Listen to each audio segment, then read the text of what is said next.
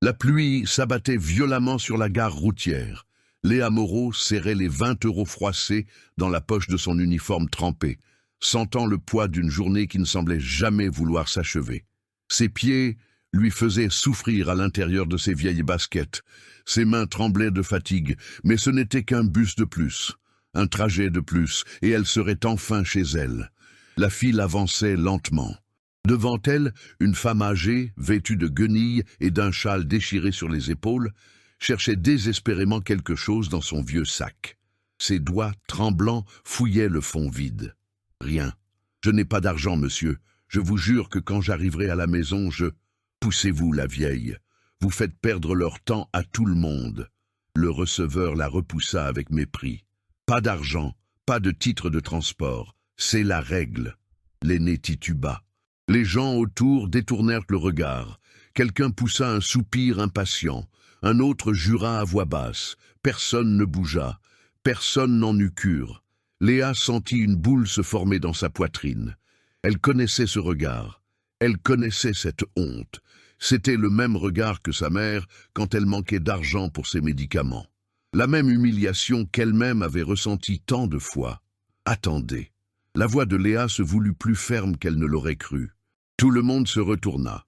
Léa s'approcha, sortit les 20 € de sa poche et les tendit au receveur. « Je paye son ticket. » Le silence fut instantané. Le receveur haussa un sourcil, prit l'argent et tamponna le titre de transport de la vieille dame, sans un mot. Léa déglutit. Ces 20 € représentaient son seul moyen de rentrer chez elle. 8 kilomètres à pied. De nuit, sous la pluie. L'aîné saisit la main de Léa avec une force surprenante. Ses yeux, embués de larmes, la fixèrent avec une étrange intensité. « Merci, ma fille, vous ne savez pas ce que vous venez de faire pour moi. » Léa essaya de sourire, mais la phrase résonna différemment. Ce n'était pas un simple remerciement. Il y avait quelque chose de plus, quelque chose de lourd, presque une promesse. La dame monta dans le bus. Léa resta immobile sous l'averse, regardant le véhicule s'éloigner. Elle inspira profondément. Elle ajusta son sac à dos sur ses épaules endolories. Elle ignorait que ce geste changerait sa vie à jamais. 3 jours avant cette rencontre à la gare, Léa s'était réveillée à 4h30 du matin. Non par choix. Son corps ne pouvait simplement plus dormir au-delà de cette heure. 15 années passées à voir sa mère partir à cette heure précise avaient programmé une sorte d'alarme invisible en elle qui ne s'éteignait jamais. Madame Hélène était déjà dans la cuisine minuscule de leur taudis, préparant le café. Ses mains tremblaient plus que d'habitude. Léa fit semblant de ne pas le remarquer. « Maman, tu as pris ton insuline ?»« Oui, ma chérie. Ne t'inquiète pas. » Mais Léa connaissait ce ton. C'était un mensonge. Le flacon était vide depuis 2 jours. Elle avait vérifié. Encore 1 semaine avant le salaire. Encore 1 semaine d'excuses et de prières pour que rien n'empire. La maison où elle vivait pouvait à peine être appelée ainsi. 2 pièces en contreplaqué dans la banlieue de Paris. Le plafond fuyait quand il pleuvait, le sol était en ciment fissuré, mais c'était chez elle, enfin presque. Le loyer engloutissait la moitié de ce qu'elle gagnait. Léa observa sa mère enfiler son uniforme usé, bleu clair, avec le nom brodé sur la poche. Hélène, 15 ans à porter le même uniforme, 15 ans à entrer par la porte de service du manoir des Fourniers, 15 ans à être invisible. Aujourd'hui, Madame Véronique reçoit ses amis pour le thé. La journée va être longue. Madame Hélène soupira, arrangeant ses cheveux gris en un chignon serré. Mais au moins, il y a des restes de nourriture, les jours de fête. Des restes de nourriture. C'était ainsi qu'elle vivait, des miettes, de ce que les autres ne voulaient plus. Léa avait 8 ans quand elle comprit ce que signifiait être pauvre. C'était l'anniversaire de la fille de la patronne de sa mère. Madame Hélène l'avait emmenée avec elle parce qu'elle n'avait personne pour la garder. Elle lui avait dit de rester calme, invisible, dans la cuisine. Léa avait obéi. Elle était restée assise par terre, regardant les adultes préparer une fête qui coûtait plus que ce que sa mère gagnait en 1 an. L'enfant fêté avait le même âge qu'elle. Elle portait une robe de princesse rose. Il y avait une table entière dédiée aux sucreries. Un gâteau à 3 étages. Des ballons, des musiciens, des clowns. Et Léa, cachée, mangeait du pain beurré que sa mère avait apporté de la maison. Ce jour-là, quelque chose se brisa en elle. Ce ne fut pas de la colère, ce fut de la compréhension. Elle comprit que le monde était divisé en deux, ceux qui célébraient et ceux qui nettoyaient après la fête. Sa mère avait toujours travaillé sans relâche. Depuis que le père de Léa était parti, quand elle avait 5 ans, Madame Hélène était devenue tout. Mère, père, soutien de famille. Elle nettoyait la maison des Fournier du lundi au samedi. Elle rentrait le soir, épuisée, et cuisinait, lavait, s'occupait de sa fille. Elle ne s'était jamais plainte. Elle n'avait jamais pleuré devant Léa. Mais Léa entendait. La nuit, de l'autre côté du mur fin, elle entendait les sanglots étouffés. Elle entendait les prières chuchotées. « Mon Dieu, donne-moi la force, juste un jour de plus, juste un mois de plus, jusqu'à ce que ma fille grandisse. » Léa grandit trop vite. À 16 ans, elle travaillait déjà pour aider. À 18 ans, elle réussit son examen d'entrée en gestion dans une université publique. Ce fut le jour le plus heureux de la vie de Madame Hélène. Sa fille allait étudier. Sa vie serait différente. Elle aurait un meilleur avenir. Cela dura 6 mois. Le diabète de sa mère s'aggrava, les factures augmentèrent, médicaments, médecins, analyses. Le salaire d'une femme de ménage ne suffisait plus. Léa abandonna la faculté. « Ce n'est que temporaire, maman, je reviendrai. » Un mensonge auquel elles firent toutes deux semblant de croire. Aujourd'hui, 10 ans plus tard, Léa occupait 3 emplois. Le matin, femme de ménage dans un immeuble de bureau. L'après-midi, serveuse dans une brasserie.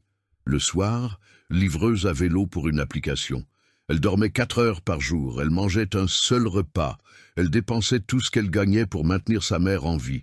Et chaque jour, elle voyait Madame Hélène décliner un peu plus, la peau jaunâtre, les yeux cernés, une fatigue que même le sommeil ne guérissait pas.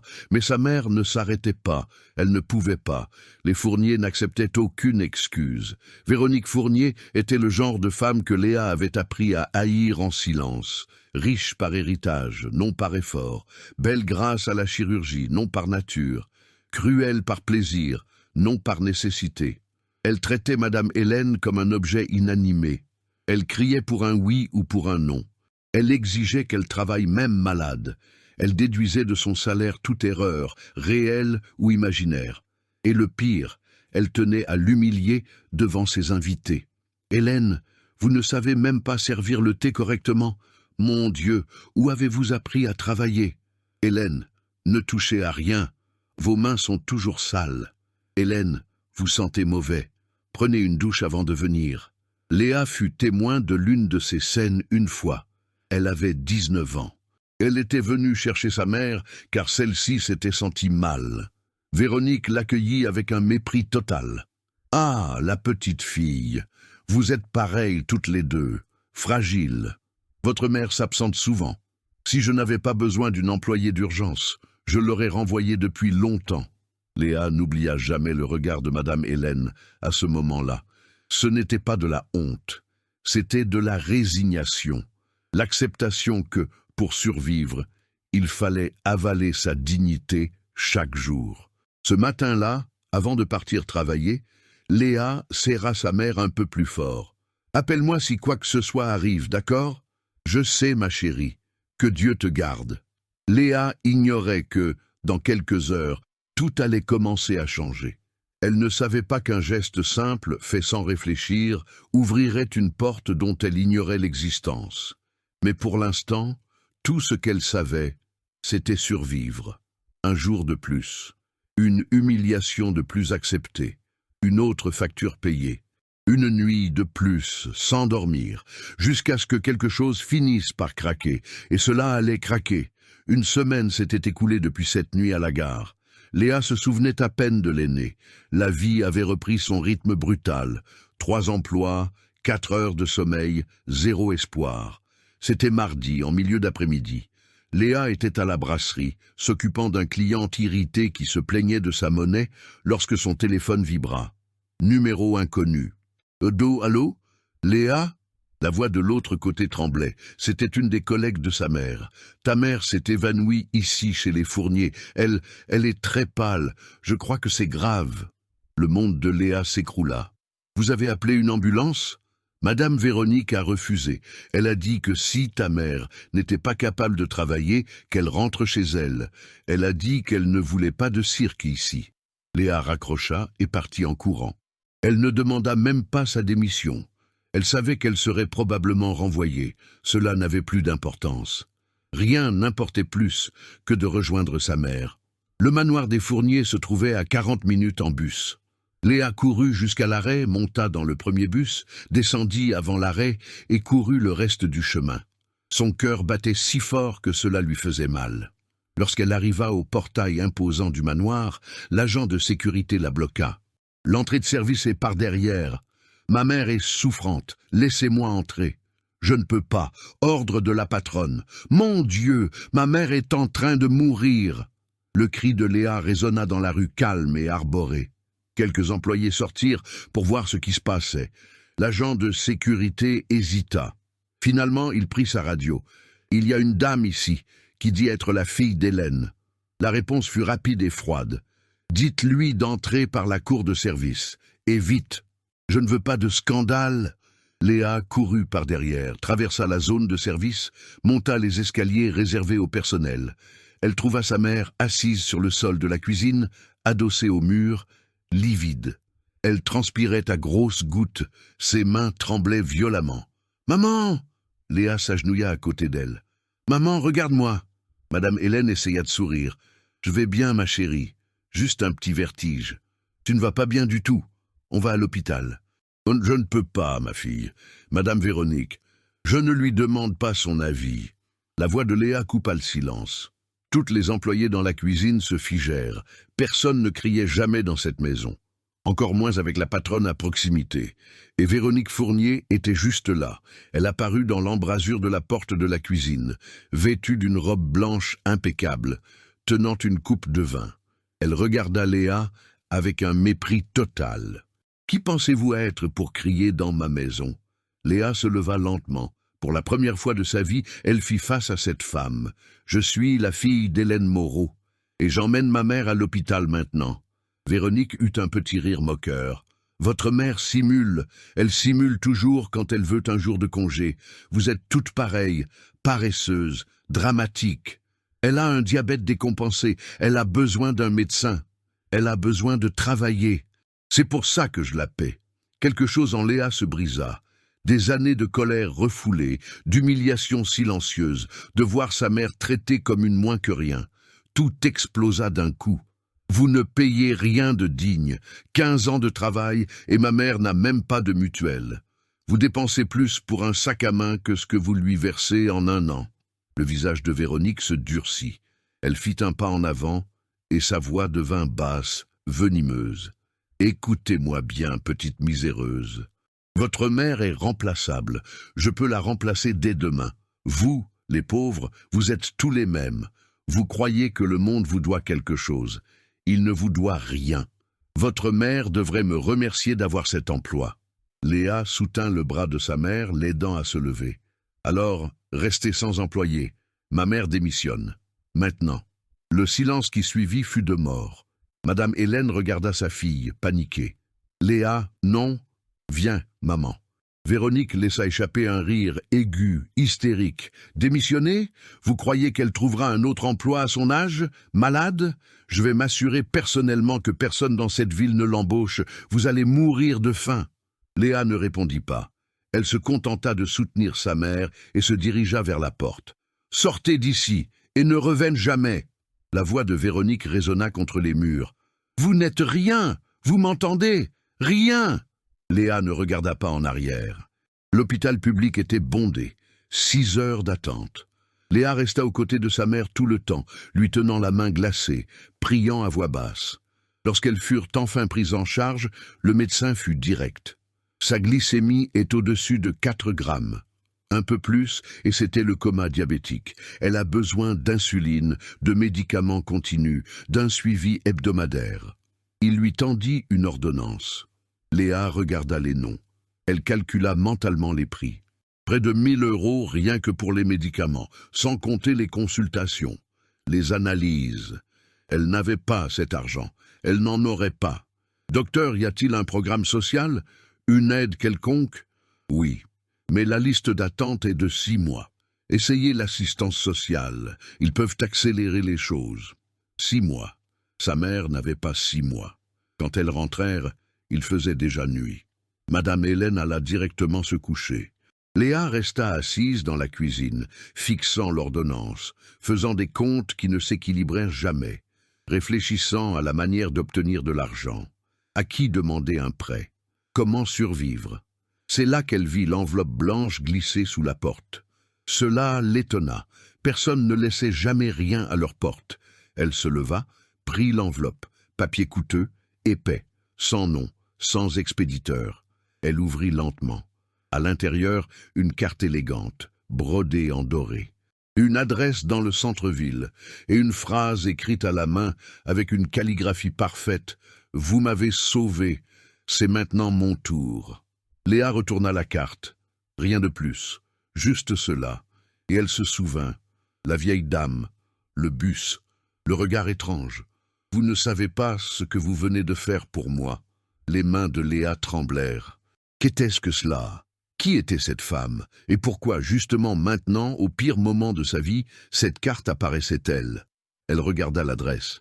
Un immeuble de bureaux dans le centre, une adresse prestigieuse. Cela n'avait aucun sens. Mais quelque chose en elle murmura « Vas-y ». Léa attendit 3 jours avant de se rendre à l'adresse. 3 jours durant lesquels la carte resta sur la table de la cuisine comme une énigme sans réponse. 3 jours passés à prendre soin de sa mère, qui s'améliorait lentement, mais restait faible. 3 jours sans emploi, sans argent, sans perspective. Le 4e jour, il n'y avait plus de choix. Soit elle allait au fond de ce mystère, soit elle abandonnait tout. L'immeuble se dressait au cœur du quartier d'affaires. 28 étages de verre réfléchissants, hall en marbre, agents de sécurité en costume. Léa se sentit minuscule en entrant. Ses baskets usées résonnaient sur le sol poli. Les gens passaient à côté d'elle, vêtus de costumes chers, avec des mallettes en cuir, des regards qui ne la voyaient pas. « Je peux vous aider ?» La réceptionniste la regarda avec une politesse professionnelle et une méfiance mal dissimulée. Léa montra la carte. « J'ai reçu ceci. Je ne sais pas trop ce que c'est, mais... » L'expression de la réceptionniste changea instantanément. Ses yeux s'écarquillèrent. Elle prit le téléphone, parla à voix basse, puis raccrocha. « Madame Leclerc vous attend. 28e étage. Sa secrétaire va vous accompagner. » Leclerc. Le nom ne disait rien à Léa, mais le changement d'attitude de la réceptionniste disait tout. Qui que soit cette personne, c'était quelqu'un d'important. L'ascenseur monta en silence. La secrétaire qui l'accompagnait était aimable, mais ne parlait pas. Elle se contentait de sourire. Léa observa son propre reflet dans le miroir de l'ascenseur. Jean usé, t-shirt délavé, cheveux attachés en une simple queue de cheval. Elle était complètement déplacée. Les portes s'ouvrirent sur un couloir qui ressemblait plus à un musée. Des tableaux coûteux, un parquet en bois noble, une vue panoramique sur la ville à travers d'immenses fenêtres. La secrétaire la guida jusqu'à un bureau au bout du couloir. 2 doubles portes en bois sombre. Vous pouvez entrer. Elle vous attend. Léa inspira profondément. Elle poussa les portes. Le bureau était immense. Un bureau imposant en verre, des étagères remplies de livres et de trophées, et au fond, de dos, regardant la ville, se tenait une femme. Elle se retourna lentement. Léa reconnut le visage. Mais ce n'était plus la même personne. La vieille dame humble du bus était là, mais transformée. Ses cheveux gris, autrefois en bataille, étaient désormais coiffés impeccablement. Les vêtements usés avaient été remplacés par un tailleur élégant et discret.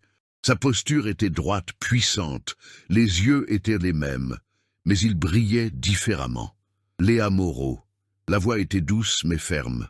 Je m'attendais à ce que vous veniez. Léa ne parvenait pas à parler. Elle ne faisait que regarder, essayant d'associer les 2 images à la même personne. La femme sourit. Asseyez-vous, s'il vous plaît. Je sais que vous devez être confuse. Léa s'assit sur la chaise face au bureau. La femme s'assit de l'autre côté. Elle entrelaça ses doigts.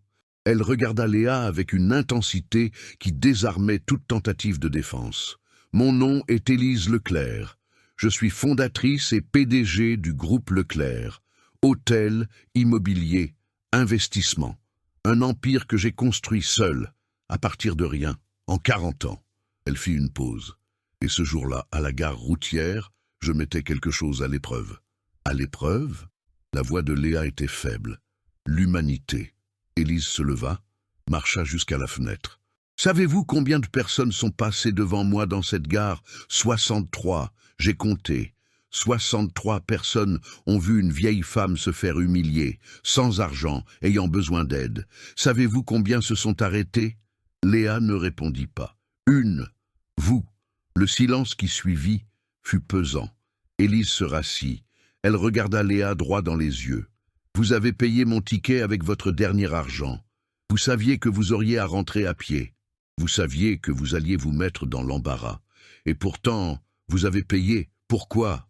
Léa déglutit. « Je ne sais pas. Je ne pouvais juste pas vous voir humilié de cette manière. Savez-vous ce que cela m'a dit de vous? Que vous comprenez la douleur, que vous avez vécu l'humiliation. Et malgré cela, vous ne vous êtes pas endurci.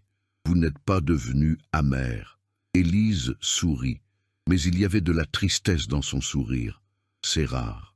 Plus rare que vous ne l'imaginez. Elle ouvrit un tiroir, en sortit un dossier, le posa sur le bureau. « Je sais tout de vous, Léa.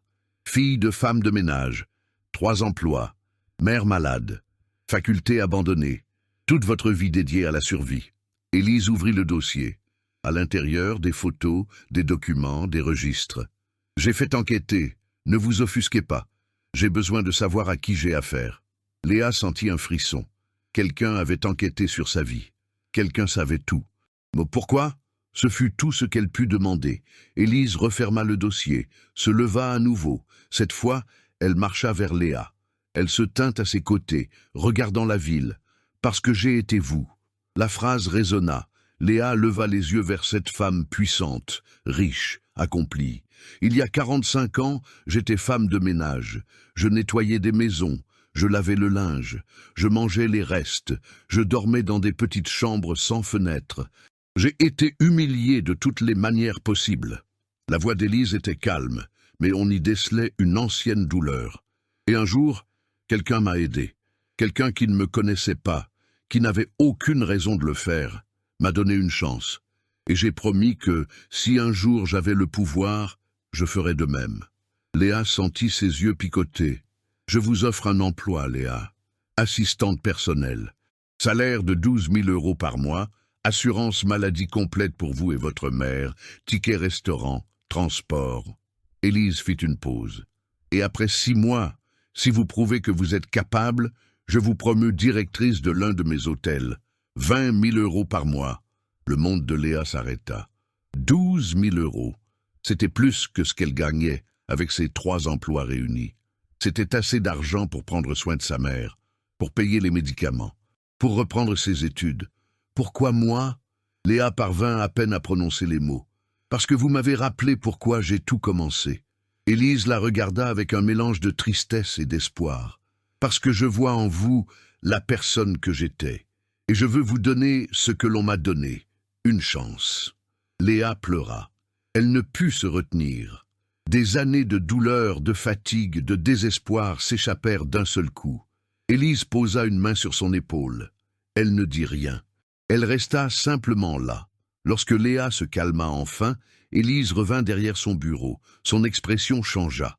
Elle devint sérieuse. « Mais il faut que vous compreniez une chose. Ce monde n'est pas gentil avec les gens comme nous. Vous ferez face aux préjugés, à l'envie, au sabotage. On dira que vous ne méritez pas, on tentera de vous abattre. Et certaines de ces attaques viendront de lieux que vous n'attendez pas. » Léa s'essuya le visage. « Je tiendrai le coup. » Élise sourit. Mais le sourire n'atteignit pas ses yeux. « Je l'espère, car ce qui s'en vient va vous tester d'une manière que vous n'imaginez même pas. » Il y avait quelque chose dans son ton, quelque chose qui laissa Léa perplexe. Comme si Élise savait quelque chose, comme si elle avait déjà vu ce qui allait arriver. et que ce n'était rien de bon. Les 2 premiers mois au groupe Leclerc furent une véritable transformation. Léa apprit vite. Réunion, contrat, négociation. Élise l'impliqua dans tout. Elle ne l'épargna pas. Au contraire, elle exigeait plus d'elle que des autres. Et Léa absorbait tout comme une éponge. Le premier salaire changea tout. Madame Hélène put acheter ses médicaments, des consultations privées, de la vraie nourriture. Pour la première fois depuis des années, elle dormait sans l'angoisse des factures en retard. Sa mère pleura lorsque Léa lui montra le bulletin de paie. Elle n'arrivait pas à croire que c'était réel. « Ma fille, tu as réussi. » Et Madame Hélène finit par donner sa démission au fournier. L'appel fut bref, poli, professionnel. Véronique ne répondit même pas directement. Elle chargea sa secrétaire d'en prendre note, comme si Madame Hélène n'avait jamais compté. 15 ans de service jetés en 30 secondes. Mais Léa savait que cela ne s'arrêterait pas là. Elle connaissait Véronique. Elle savait qu'elle n'accepterait pas la défaite sans réagir. Et elle avait raison. 2 semaines plus tard, les rumeurs commencèrent à circuler. Dans le quartier, au marché, à l'église, on disait que Madame Hélène avait volé son ancienne patronne, que Léa était impliquée avec un homme marié riche, qu'elles avaient obtenu l'argent de manière illicite. Les ragots se répandirent comme une traînée de poudre. Les gens qui saluaient Madame Hélène auparavant détournaient maintenant le regard. Léa découvrit la source lorsque l'une des anciennes collègues de sa mère l'appela, honteuse, pour lui raconter que Véronique propageait intentionnellement des mensonges. Elle payait des gens pour parler. Elle détruisait systématiquement leur réputation. Elle a dit qu'elle vous ferait regretter d'être partie, qu'elle vous anéantirait. Léa en parla à Élise. Elle s'attendait à de la colère, de l'indignation. Mais Élise se contenta de sourire. Un sourire froid, calculé. Laissez-la essayer. Il y avait quelque chose dans la manière dont Élise l'avait dit, comme si elle s'y attendait, comme si elle désirait que Véronique réagisse. La semaine suivante, Léa comprit pourquoi. Élise convoqua une réunion extraordinaire avec des investisseurs potentiels.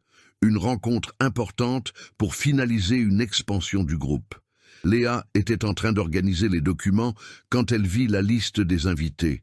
Son sang se glaça. Famille Fournier, groupe Fournier, investissement. Elle courut au bureau d'Élise. « Ils vont être là ?» Élise ne leva même pas les yeux de ses papiers. « Oui, pourquoi ?»« Élise, il...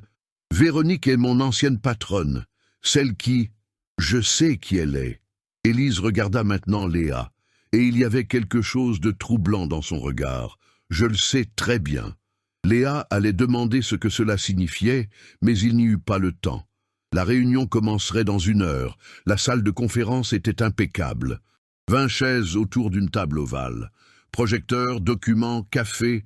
Léa vérifia tout 3 fois. Son cœur battait la chamade. Elle savait que Véronique serait là. Elle savait qu'il y aurait confrontation. Les investisseurs arrivèrent. Hommes en costume cher, femmes en talons hauts, tous avec cette aura de ceux qui contrôlent des millions. Et puis, en dernier, entrèrent les Fourniers. Véronique était radieuse. Robe rouge, coiffure impeccable, maquillage parfait. À côté d'elle, un homme plus âgé, probablement son mari, et derrière, 2 avocats.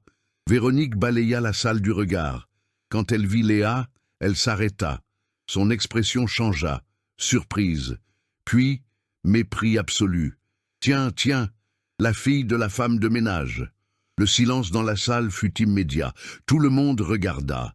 Léa sentit son visage s'échauffer, mais elle ne détourna pas le regard. « Bonjour, Madame Fournier. » Véronique eut un rire bruyant, artificiel. « Vous travaillez ici, mon Dieu, Élise, vous embauchez n'importe qui maintenant.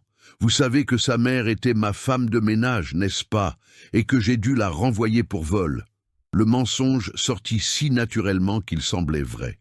Léa ouvrit la bouche pour répondre, mais une voix coupa l'air. « Asseyez-vous, Véronique. » Élise était entrée. Elle n'avait pas crié. Elle n'en avait pas eu besoin. L'ordre était simple, mais chargé d'une autorité absolue. Véronique cligna des yeux, surprise, mais elle s'assit. La réunion commença. Chiffres, propositions, projections. Élise mena tout avec maîtrise. Léa prenait des notes, organisait les documents, utilisait le projecteur. Elle fit son travail à la perfection. Elle ignora les regards de Véronique, mais au milieu de la réunion, Véronique interrompit. « Élise, je m'excuse, mais je dois parler.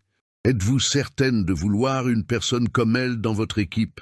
N'avez-vous pas vérifié ses antécédents? Sa mère m'a volé, une famille de voleurs. » Véronique. La voix d'Élise fut si glaciale que la température de la pièce sembla chuter. « Si vous interrompez ma réunion à nouveau, je mets fin à cette négociation tout de suite. Et vous perdez l'opportunité d'investir dans une entreprise qui vous apportera un retour sur investissement de 300%. Véronique pâlit. Son mari, à côté d'elle, lui toucha le bras. « Chérie, laisse tomber. » Mais Véronique n'était pas du genre à laisser tomber. Léa le comprit l'instant d'après. Elle vit son regard. Il y avait quelque chose de plus que de l'arrogance. C'était une haine véritable, personnelle. Lorsque la réunion se termina, la plupart des investisseurs s'en allèrent satisfaits. Les fourniers restèrent. Véronique s'approcha d'Élise. Léa rangeait les documents, mais resta à proximité. « Élise, nous devons parler. Nous n'avons rien à nous dire, Véronique. Si, à propos de votre passé, de qui vous êtes réellement. » Véronique sourit, mais c'était un sourire cruel. « Vous croyez que je ne sais pas, que ma famille ne sait pas ?» Élise resta immobile. Léa remarqua le changement. Subtil, mais présent. Une tension qui n'existait pas auparavant. « Je ne vois pas de quoi vous parlez. »« Ah bon ?» Élise Leclerc. Ou devrais-je dire Élise Costa, la femme de ménage que mon beau-père a dû chasser il y a 40 ans. Le monde de Léa s'arrêta. Élise ne répondit pas. Mais son silence fut une réponse suffisante. Véronique fit un pas en avant. Elle parlait maintenant à voix basse, venimeuse. « Vous croyez pouvoir revenir et détruire ma famille? Vous croyez pouvoir utiliser vos ridicules entreprises pour nous atteindre ?» Elle ricana. « Vous n'êtes rien d'autre qu'une femme de ménage rancunière qui prétend être quelqu'un d'important. Sortez de mon entreprise. » Élise ne cria pas, mais il y avait quelque chose de mortel dans sa voix. « Je m'en vais, mais ce n'est pas fini. Vous voulez la guerre? Vous l'aurez, et cette fois, vous perdrez tout à nouveau, comme vous l'avez perdu il y a 40 ans. » Véronique regarda Léa avec mépris. « Et votre protégé sombrera avec vous. » Véronique sortit. Son mari et les avocats la suivirent. La porte se referma. Léa regarda Élise. Pour la première fois depuis qu'elle la connaissait, elle vit la femme puissante ébranlée. Ses mains tremblaient légèrement. Ses yeux étaient fixés sur la porte. « Élise, qu'est-ce qu'elle voulait dire ?» Élise ne répondit pas immédiatement. Elle marcha jusqu'à la fenêtre. Elle resta là, regardant la ville. Quand elle parla enfin, sa voix était différente. Fatiguée, vieille. « J'ai travaillé pour la famille Fournier, il y a très longtemps, et ils m'ont tout pris. »« Quoi ?» Élise se retourna. Et Léa vit dans ses yeux quelque chose qu'elle n'avait jamais vu auparavant. La douleur. Une douleur profonde, ancienne, qui n'avait jamais cicatrisé. J'avais 22 ans, j'étais femme de ménage chez eux. Et un soir, le patriarche de la famille, le père du mari de Véronique, Élise s'arrêta. Elle inspira profondément. Il m'a agressée. Je suis tombée enceinte. J'ai tenté de porter plainte. Ils m'ont détruite. Ils ont dit que je mentais. Ils m'ont chassée. Ils ont répandu la rumeur que j'étais folle. J'ai tout perdu, y compris mon bébé. Léa sentit le sol s'ouvrir sous ses pieds. Élise, j'ai construit tout ceci pour les anéantir. Chaque entreprise, chaque affaire, chaque centime, tout a été planifié pour arriver jusqu'ici, jusqu'au moment où je pourrais en finir avec les Fourniers. Élise regarda Léa droit dans les yeux. Et vous étiez l'appât parfait. Les mots résonnèrent. Léa ne comprit pas immédiatement. Puis, lentement, les pièces s'assemblèrent. Vous saviez qui était ma mère, qui était sa patronne. Élise ne nia pas. Vous m'avez utilisé.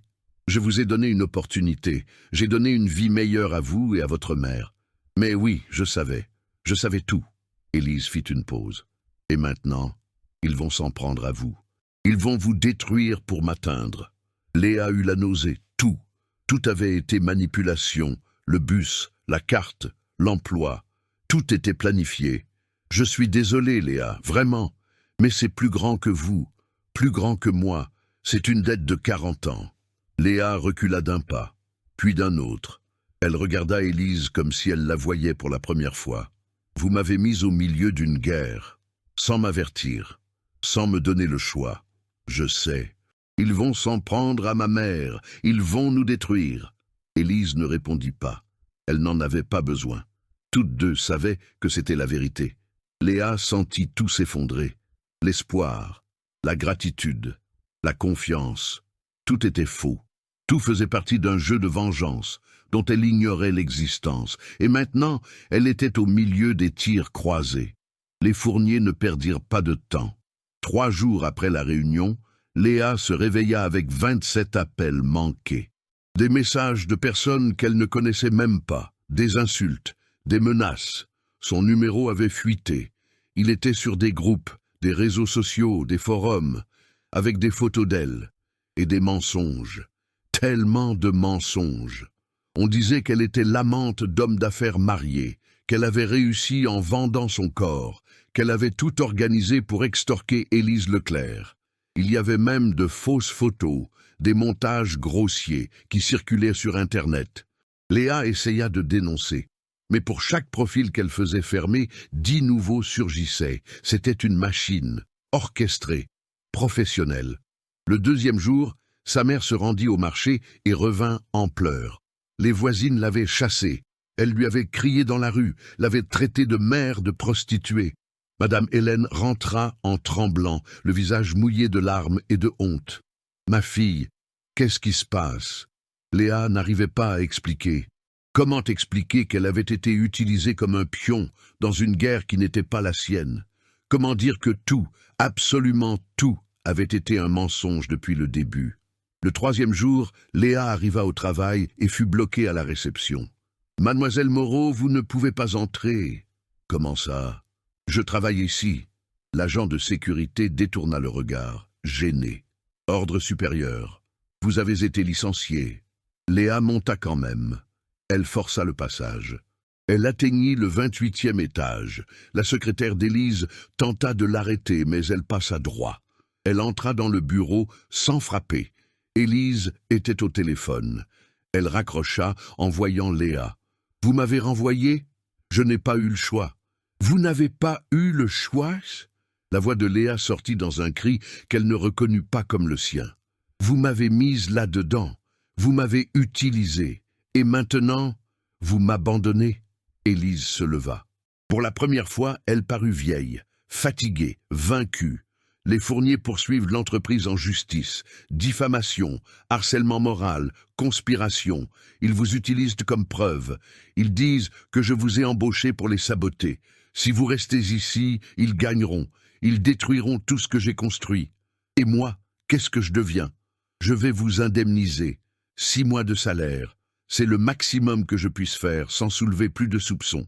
Léa eut un rire amer, désespéré. 6 mois.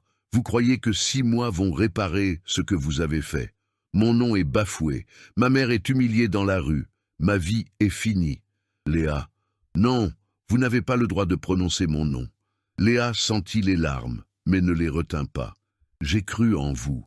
J'ai cru que vous étiez différente. J'ai cru que quelqu'un m'avait enfin donné une vraie chance. Mais vous êtes comme les autres, pire, parce que vous avez fait semblant de vous en soucier. Élise ouvrit la bouche pour répondre, mais il n'y avait pas de mots. Léa sortit. Elle ne regarda pas en arrière. La semaine suivante, tout empira. La plainte contre Élise s'étendit. Elle incluait maintenant Léa nommément. Les avocats des fourniers l'accusaient de conspiration, d'extorsion et de diffamation. Ils demandèrent 2 millions d'euros de dommages et intérêts. 2 millions. Léa n'avait même pas d'argent pour un avocat digne de ce nom. Elle prit un avocat commis d'office, un homme fatigué, surchargé, qui lut à peine le dossier avant la première audience. Elles perdirent, évidemment. Le juge ordonna à Léa de payer 500 000 euros d'indemnisation initiale, pendant que le procès continuait. Si elle ne payait pas dans les 30 jours, ses biens seraient saisis. Bien. Léa faillit rire. Quel bien? Une cahute louée? De vieux vêtements? Un téléphone cassé? Mais il ne voulait pas de bien. Il voulait la destruction. Le lendemain, Madame Hélène fit un nouveau malaise, plus grave cette fois. La glycémie s'envola.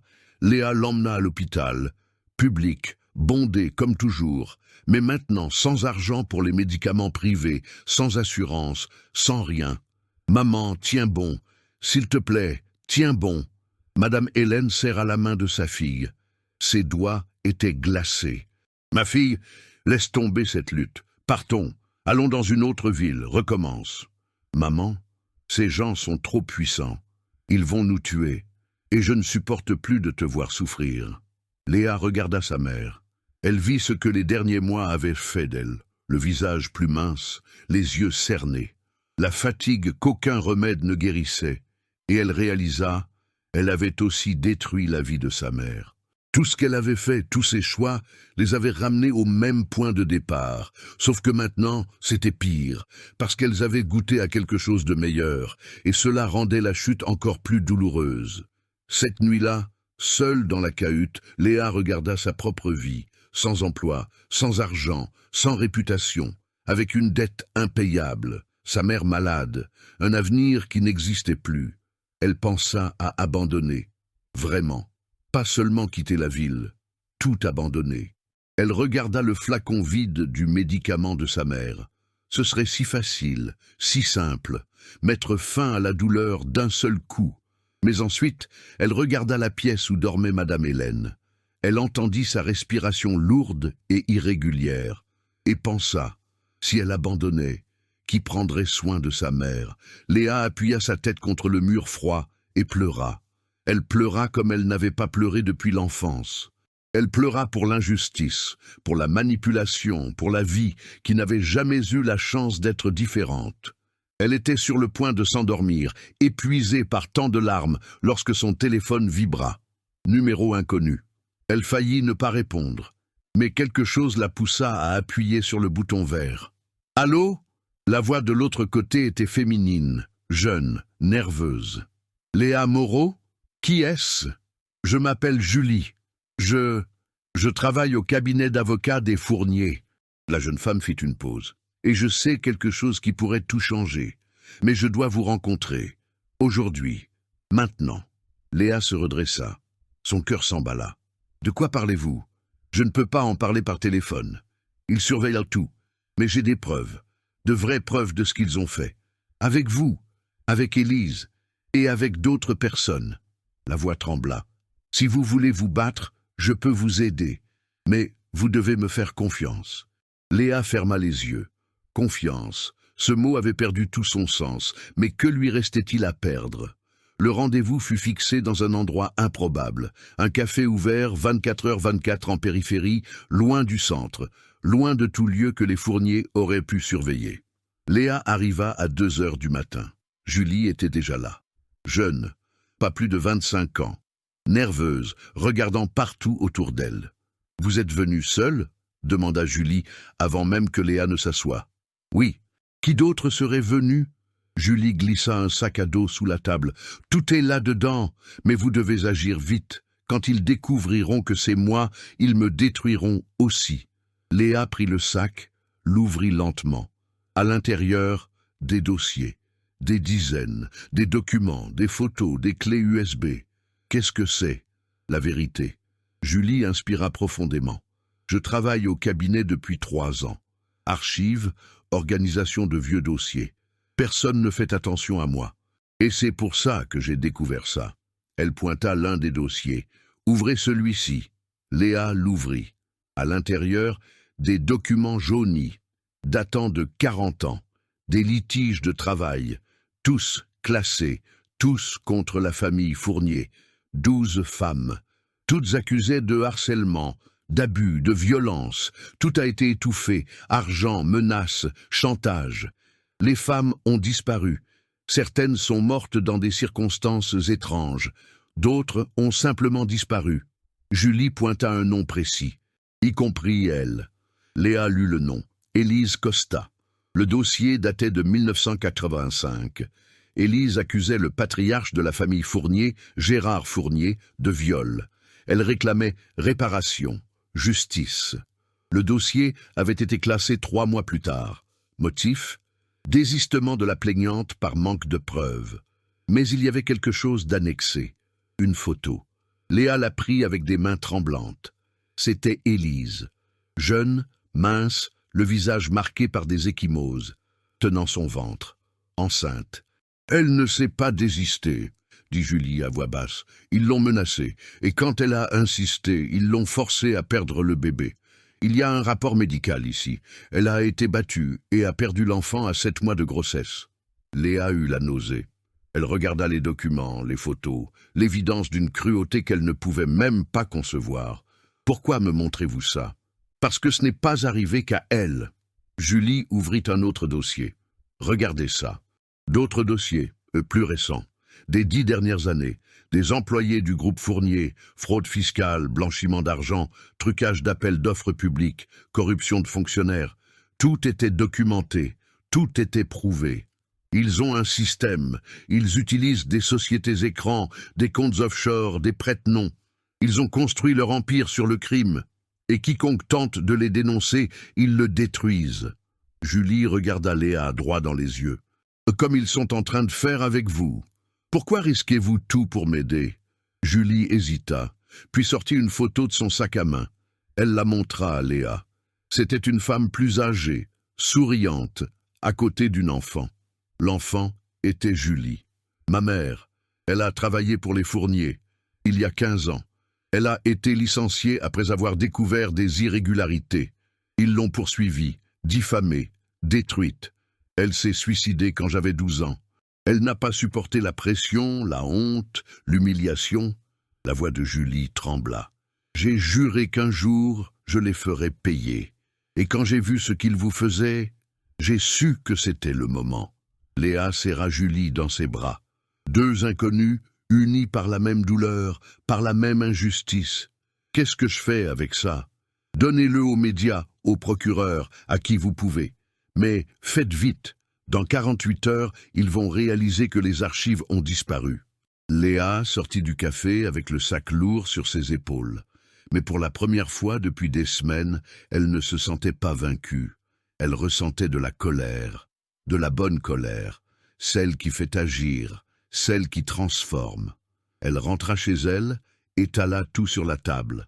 Elle passa la nuit à lire, à organiser, à comprendre l'ampleur de ce qu'elle détenait. Ce n'était pas seulement Élise, c'était des dizaines de vies brisées, un schéma de cruauté qui durait depuis des décennies. À l'aube, elle prit son téléphone. Elle appela Élise. « Léa, il est 5 heures du matin, qu'est-ce que… » « J'ai les preuves. » Silence à l'autre bout. « Quelles preuves ?»« Tout.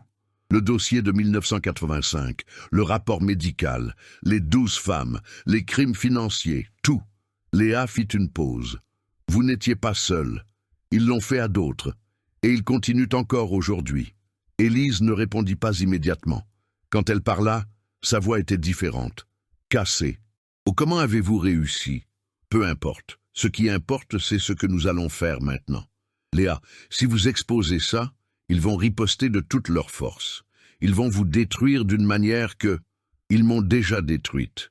Je n'ai plus rien à perdre. Mais vous, si. » Léa inspira profondément. « Vous avez construit un empire pour vous venger. Mais vous n'avez jamais eu le courage de porter le coup de grâce. Pourquoi ?» Le silence fut long. Puis, Élise dit quelque chose que Léa n'attendait pas. « Parce que j'ai peur. » Peur de quoi? Que même avec tout ça, ils gagnent encore. Que le système soit si pourri que même la vérité n'ait plus d'importance. De tout perdre à nouveau, et que cela n'ait servi à rien. Léa comprit. Élise avait le pouvoir, l'argent, l'influence. Mais au fond, elle était toujours cette jeune fille de 22 ans, effrayée, seule, sans personne. Alors, on le fait ensemble.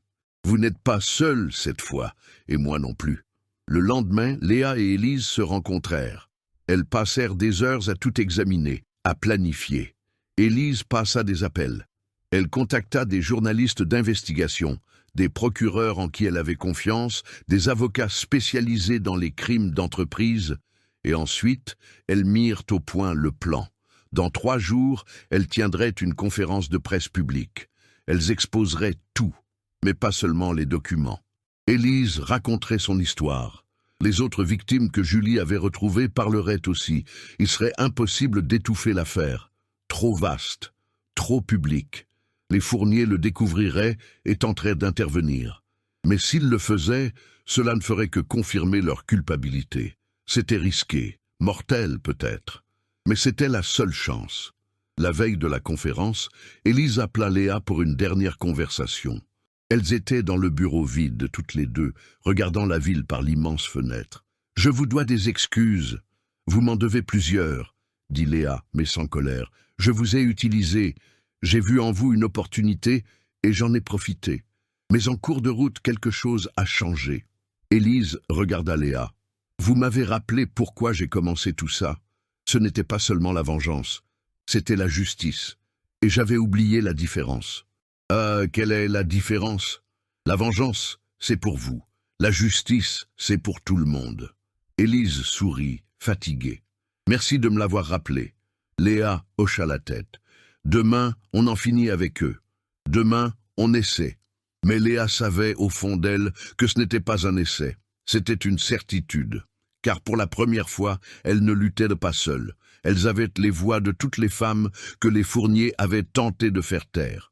Et des voix comme celle-là ne se taisent pas. Elles résonnent. L'auditorium était plein à craquer, 300 personnes. Des journalistes de tous les grands médias, des représentants du parquet, des actionnaires du groupe Leclerc, des hommes d'affaires, des autorités. Et au fond, assis à la dernière rangée comme si ce n'était qu'une autre réunion d'entreprise ennuyeuse, se trouvaient les Fournier. Véronique portait un tailleur blanc impeccable. Ses cheveux étaient relevés en un chignon élégant. À côté d'elle, son mari et 3 avocats. Elle discutait à voix basse avec l'un d'eux, riant de quelque chose. Confiante, tranquille, comme quelqu'un qui sait qu'à la fin, on gagne toujours. Léa était en coulisses, aux côtés d'Élise. Elles se regardèrent, elles n'eurent pas besoin de parler. Elles savaient que c'était le moment. Il n'y avait pas de retour en arrière possible. Élise monta sur scène. Le murmure de la foule s'arrêta. Elle se positionna derrière le pupitre, ajusta le micro. Elle regarda les caméras, les visages inconnus, les Fournier au fond. Elle inspira profondément. « Bonjour, je m'appelle Élise Leclerc. Beaucoup d'entre vous me connaissent comme PDG du groupe Leclerc, une entreprise que j'ai bâtie à partir de rien et qui vaut aujourd'hui plus de 2 milliards d'euros. » Elle fit une pause. « Mais ce n'est pas de cela que je suis venu parler aujourd'hui. » Le silence était absolu. Il y a 45 ans, je m'appelais Élise Costa, j'avais 22 ans, j'étais femme de ménage, je travaillais chez la famille Fournier. Élise regarda directement Véronique. Et j'ai été violée par le patriarche de cette famille, Gérard Fournier. Un tumulte éclata, les caméras se tournèrent vers les Fournier. Véronique pâlit, mais garda son calme. L'un des avocats se leva. « C'est de la diffamation.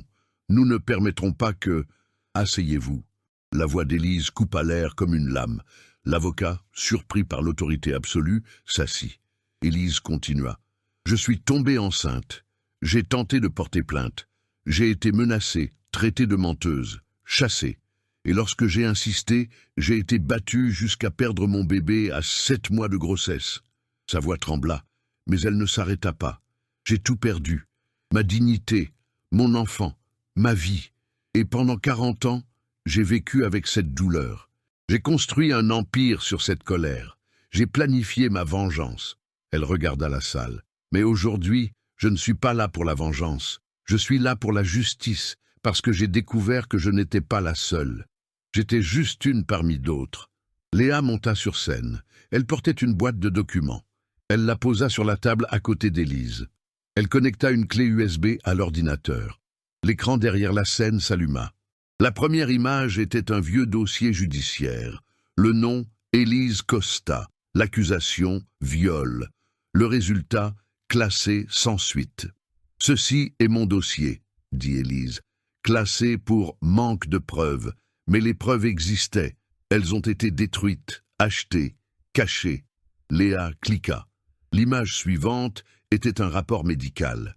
Il détaillait les blessures d'Élise, les fractures, la perte du bébé. Cela m'a été fait parce que j'ai osé dénoncer un homme puissant.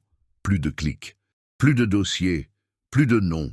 12 femmes, toutes employées de maison, toutes avec des accusations similaires, toutes classées sans suite. 12 femmes, 12 vies détruites. Certaines sont mortes dans des circonstances suspectes. D'autres ont disparu, et les Fournier sont restés intouchables, puissants, au-dessus des lois. Véronique se leva, furieuse. C'est une imposture, des documents falsifiés. Vous n'avez aucune preuve de rien. Aucune preuve? Élise sourit, froidement. Calculez. Léa, fichier suivant. L'écran changea. Maintenant, c'était des documents financiers. Contrats, mouvements bancaires, sociétés écrans, comptes offshore, blanchiment d'argent, fraude fiscale, trucage d'appels d'offres publics, corruption de fonctionnaires. Élise lut chaque accusation posément. Tout est documenté, tout est prouvé. L'Empire Fournier a été construit sur le crime, et quand quelqu'un le découvrait, il était réduit au silence. Léa projeta une photo. C'était la mère de Julie. Martine Dubois, employée des Fourniers. Elle a découvert des irrégularités. Elle a été poursuivie, diffamée, détruite. Elle s'est suicidée il y a 15 ans. Sa fille est ici aujourd'hui. Julie se leva dans l'assistance. Les yeux pleins de larmes, mais la voix ferme.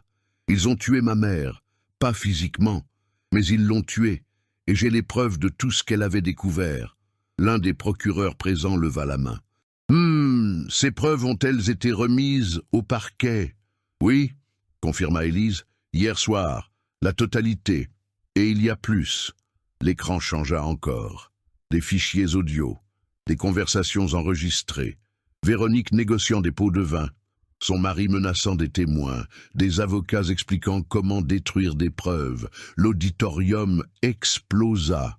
Des journalistes criant des questions, des caméras crépitant. Les Fourniers tentant de s'échapper, mais bloqués par la foule, puis les portes s'ouvrirent.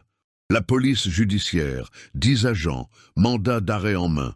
Véronique Fournier, Charles Fournier, vous êtes en état d'arrestation pour blanchiment d'argent, fraude fiscale, entrave à la justice et association de malfaiteurs. Véronique hurla. Vous ne pouvez pas faire ça, je suis... Vous n'êtes rien d'autre qu'une criminelle, trancha le commissaire, et vous répondrez de vos actes. Les menottes furent passées. Véronique regarda Élise avec une haine pure. Vous allez le payer. Ma famille a de l'influence. On revient toujours. Élise descendit de scène. Elle marcha jusqu'à se retrouver face à Véronique. Elle la regarda dans les yeux avec un calme glacial. Votre famille est finie. Votre empire s'est effondré. Et vous passerez les prochaines années derrière les barreaux à penser à toutes les vies que vous avez détruites. Élise s'approcha. J'ai attendu 45 ans pour ce moment. Chaque seconde en valait la peine. Véronique fut emmenée. Criant, pleurant, essayant de résister, mais il n'y avait pas d'échappatoire. Les caméras filmaient tout, le monde entier regardait. Lorsque les portes se refermèrent, l'auditorium rugit, des applaudissements. Non seulement polis, une ovation debout, vibrante. La justice était rendue, enfin. Élise revint sur scène, Léa à ses côtés, toutes deux se tenant la main. Aujourd'hui, il ne s'agissait pas seulement de moi, dit Élise, la voix maintenant empreinte d'émotion. Il s'agissait de toutes les femmes qui ont été réduites au silence, toutes les employées de maison traitées comme des invisibles, tous les travailleurs exploités et jetés, tous ceux qui ont été humiliés par des gens qui croyaient que l'argent les plaçait au-dessus de la loi. Elle regarda Léa. Et c'est grâce à une jeune femme courageuse qui n'avait rien à gagner et tout à perdre, mais qui a choisi de se battre quand même. Léa Moreau m'a rappelé que la justice n'est pas un privilège. C'est un droit. Léa ne retint pas ses larmes. Toute la douleur des derniers mois, toute la peur, toute l'humiliation s'échappèrent d'un coup. Mais ce n'étaient pas des larmes de tristesse, c'étaient des larmes de soulagement, de victoire. La conférence de presse se termina. Mais l'impact ne faisait que commencer. Les nouvelles se propagèrent en quelques minutes. Les réseaux sociaux explosèrent. Le nom Fournier devint synonyme de corruption. Les contrats furent annulés. Les entreprises partenaires se retirèrent. L'empire qui avait mis des décennies à se construire s'effondra en quelques heures. Cette nuit-là, Léa rentra chez elle. Madame Hélène l'attendait, elle avait regardé tout à la télévision. Quand Léa entra, sa mère l'étreignit, fort, comme elle ne l'avait pas fait depuis des années. « Ma fille, tu as réussi. On a réussi, maman, toutes les deux. » Et pour la première fois depuis longtemps, Léa ressentit quelque chose qu'elle avait oublié. La paix. 6 mois plus tard, la matinée arriva différemment. Léa se réveilla sans le poids sur la poitrine qu'elle portait depuis des années. Elle regarda par la fenêtre de son nouvel appartement. Ce n'était pas luxueux, mais c'était décent. 2 chambres, salon lumineux, une cuisine où 2 personnes pouvaient cuisiner. Un vrai foyer. Madame Hélène était dans la cuisine, préparant le café. Son visage avait retrouvé des couleurs. Ses yeux brillaient. Son diabète était sous contrôle. Les médicaments à jour, les consultations régulières. Elle fredonnait doucement en remuant les casseroles. Un son que Léa n'avait pas entendu depuis son enfance. « Bonjour, maman. »« Bonjour, ma chérie. Le café est prêt. Tu as un examen aujourd'hui, n'est-ce pas ?» Léa sourit. « Oui, gestion financière. » Elle avait repris ses études, la même filière qu'elle avait abandonnée 10 ans auparavant. Cette fois, sans la peur de ne pas pouvoir finir. Élise avait créé un fonds de bourse pour les femmes, en situation de vulnérabilité. Léa fut la première bénéficiaire, avec 23 autres femmes qui, comme elle, avaient dû choisir entre leurs rêves et la survie. Le groupe Leclerc avait également changé. Après la chute des Fournier, Élise avait tout restructuré.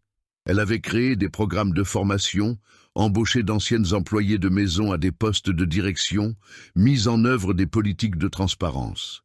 L'entreprise n'était plus seulement axée sur le profit, elle était axée sur la justice sociale. Élise était malade. Le cancer qu'elle avait caché pendant des années l'avait finalement rattrapée. Mais elle disait être en paix. Elle avait fait ce qu'elle avait à faire. Elle avait vu la justice se réaliser, et maintenant elle pouvait se reposer. Léa lui rendait visite toutes les semaines à l'hôpital. Elle lui apportait des fleurs, elle parlait de l'avenir. Élise lui enseignait tout sur la gestion, le leadership, sur la manière d'utiliser le pouvoir pour faire la différence. Et elle fit promettre quelque chose à Léa. « Quand je partirai, vous prendrez la relève. Pas comme PDG, vous apprenez encore. Mais comme membre du conseil d'administration, assurez-vous que ce que nous avons commencé ne meurt jamais. Que d'autres femmes comme nous aient une chance. » Léa promit, et elle avait l'intention de tenir sa promesse. Les Fournier étaient en prison. Le procès avait été rapide, les preuves irréfutables. Véronique fut condamnée à 12 ans pour blanchiment d'argent et entrave à la justice. Son mari, à 15 ans. Les avocats qui avaient aidé à dissimuler les crimes furent également condamnés. L'Empire s'était complètement effondré. Les propriétés furent vendues aux enchères, l'argent reversé aux victimes. Les 12 femmes qu'Élise avait mentionnées lors de la conférence reçurent une indemnisation. Certaines étaient déjà décédées, l'argent revint donc à leur famille. Julie utilisa la part de sa mère pour ouvrir un institut de soutien aux victimes d'abus d'entreprise. Léa devint bénévole. Ce matin-là, après le café, Léa sortit plus tôt. Elle n'allait pas directement à la faculté, elle avait autre chose à faire avant. Elle se rendit à la gare routière, le même endroit où tout avait commencé. Elle arriva à l'heure de pointe matinale. Des travailleurs fatigués, des visages épuisés, des gens qui luttaient pour survivre un jour de plus. Elle se tint près du tourniquet, observant. Et puis elle vit.